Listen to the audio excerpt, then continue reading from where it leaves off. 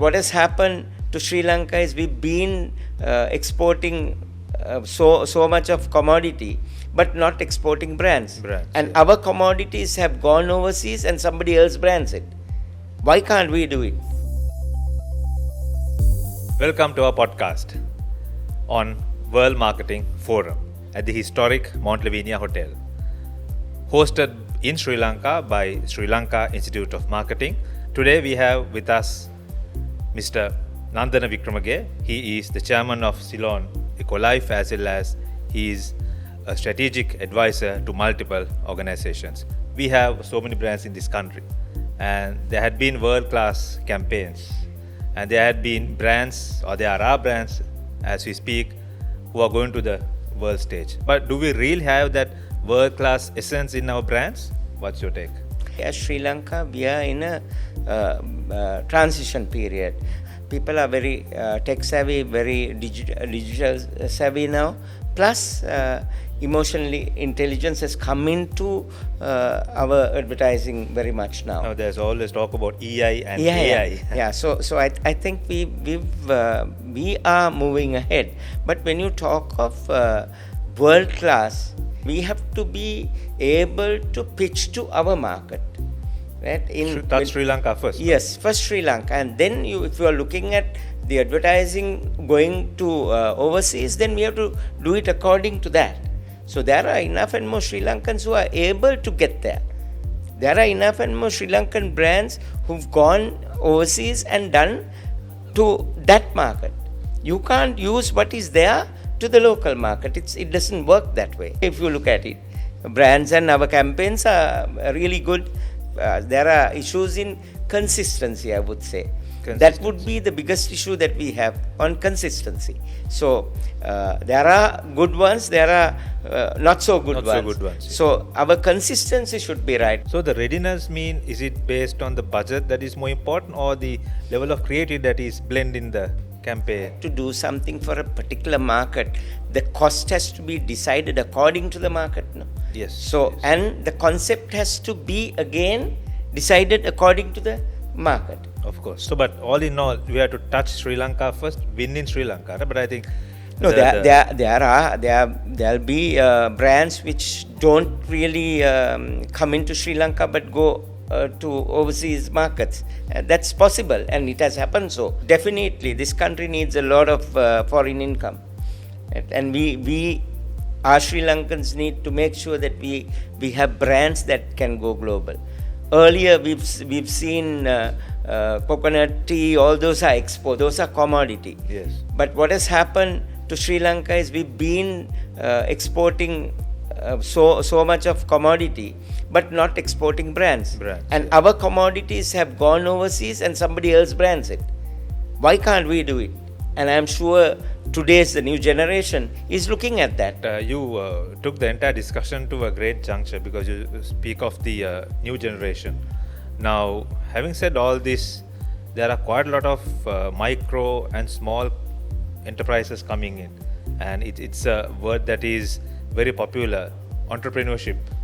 And with that concept in mind, many are now trying to become entrepreneurial, particularly the new gen, the Gen Zs. They all want to make something of their own than working for somebody else. The corporate sector, we always hear this, the new guys coming into workplace, the young generation is not so creative, is also a sentiment that is being shared. Where do you see whether are they really creative or are they not, and what's the way it's going?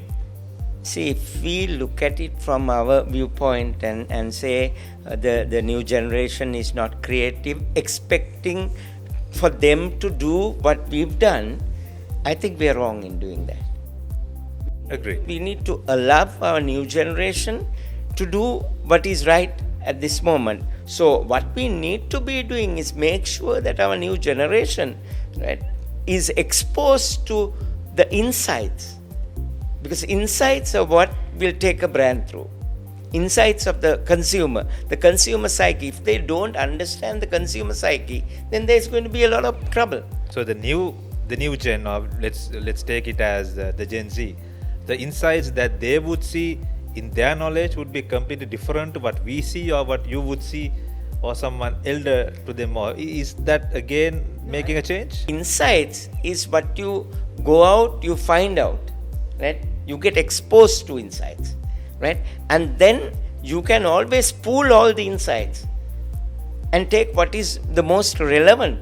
Going back to your question of the new generation not being creative, you can't just expect them to do whatever we want them to do.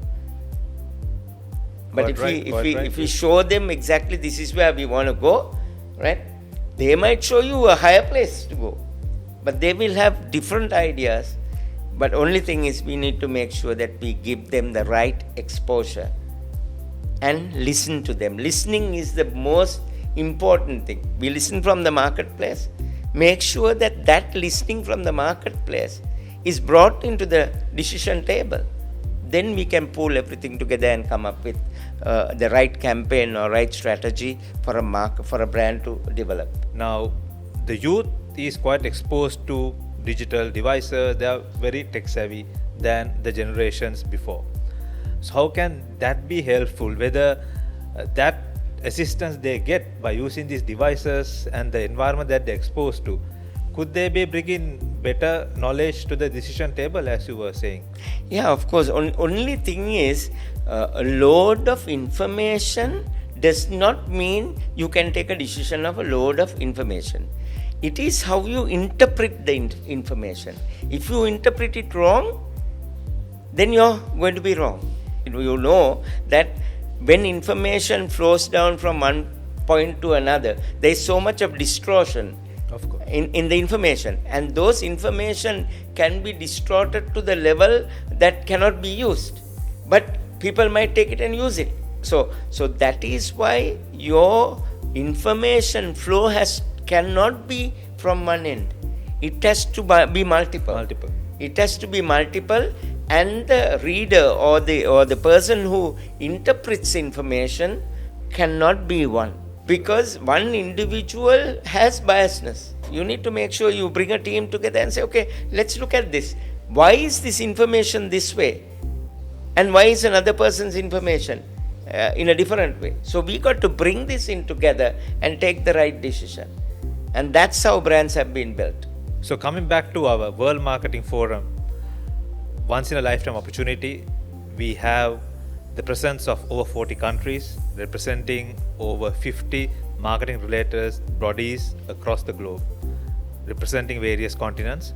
So it's a huge opportunity for Sri Lanka, making Sri Lanka's presence felt in the world map of events, which we have been waiting for.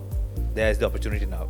Stay tuned for more, and we'll be talking more about brands, creativity, and marketing in our next episodes.